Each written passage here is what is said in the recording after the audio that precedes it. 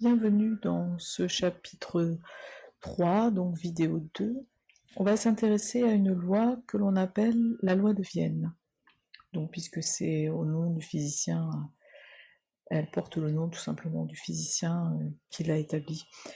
Pour ce faire, on va réaliser, enfin, on réalisera en TP tout pour le moins, des profils spectraux d'une source chaude.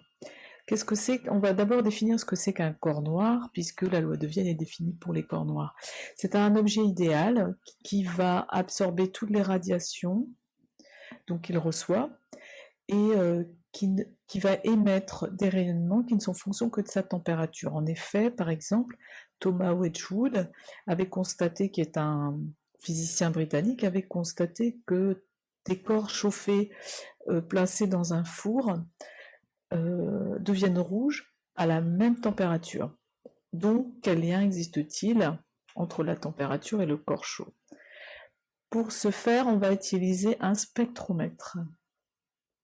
Le spectromètre, c'est un boîtier qui est connecté d'un côté à l'ordinateur, qui va analyser ce que va lui envoyer, on va dire comme signal, la fibre optique. Ici, par exemple, on a placé la fibre optique devant une source jaune, une source de lumière blanche qui apparaît un petit peu jaune, et voilà le profil spectral que l'on obtient. Il présente en abscisse la longueur d'onde et en ordonnée l'intensité lumineuse. Eh bien, on peut constater que la lumière est jaune et le pic d'intensité lumineuse pour lequel l'intensité lumineuse, c'est-à-dire la longueur d'onde pour laquelle l'intensité lumineuse est la plus grande, est également une longueur d'onde qui est située dans le jaune. Le profil spectral apporte plus de renseignements et plus intéressant. Si on avait, voilà ce que l'on obtiendrait en gros si on réalisait simplement le spectre. On ne voit que les radiations qui sont émises, les radiations qui constituent la couleur de la lampe, mais par contre on ne voit pas quelle est l'intensité de chacune d'entre elles.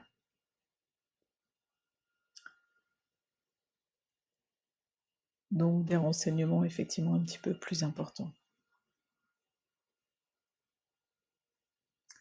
Donc maintenant, on va se choisir, on va vite fait, rapidement, les physiciens, cette loi va être énoncée en une échelle de température qui est le Kelvin. Pour passer de l'échelle Celsius à l'échelle Kelvin,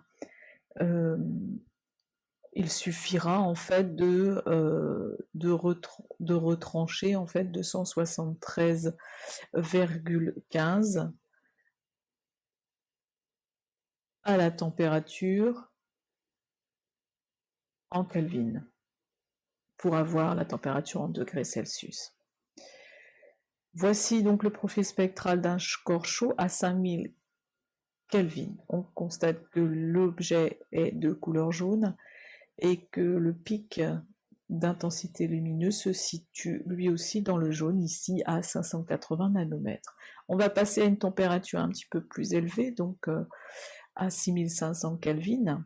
Eh bien, on constate que l'objet est bleu, que le profil spectral a augmenté, c'est-à-dire qu'il est un petit peu plus haut, et que là aussi il est bleu et que le pic d'intensité lumineuse se situe dans le bleu.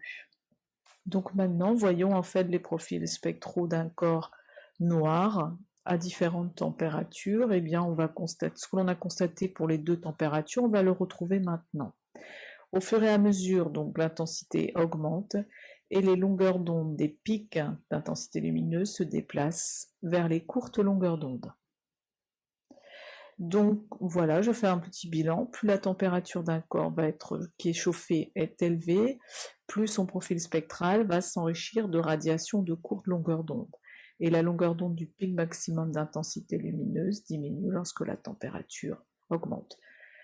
Donc la loi de Vienne, eh bien effectivement, la température et la longueur d'onde du pic d'intensité lumineuse sont inversement proportionnelles. D'où la relation qui apparaît, lambda pic fois t est égal à une constante. Je vous ai rajouté ensuite donc les unités et ensuite la valeur de la constante. Cette constante est en mètres Kelvin c'est une constante qu'il ne faut pas connaître.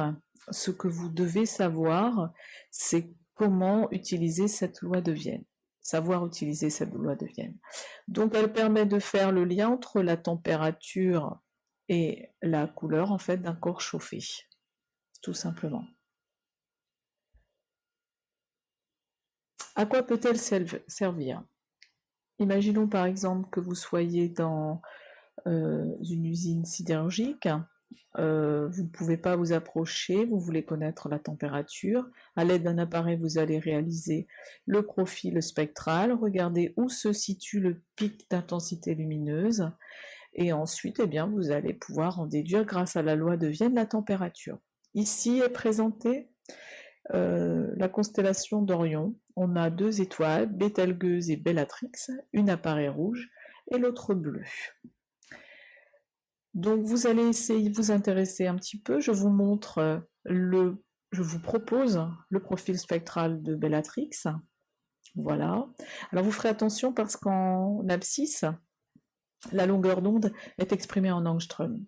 Un angstrom, c'est 10 puissance moins 10 mètres. Ensuite, si vous regardez le profil spectral de Bételgeuse, ce n'est pas du tout la même chose. Pareil, attention, en abscisse, les angstroms. Maintenant, je vous pose la question suivante. Est-il normal que l'une de ces étoiles nous apparaisse blanche-bleue et l'autre blanche-rouge? Donc vous répondrez simplement à cette question. Et maintenant, vous comparerez du coup, en utilisant ce que vous voulez, les températures de ces 2 étoiles. Donc voilà, s'achève la 2e vidéo.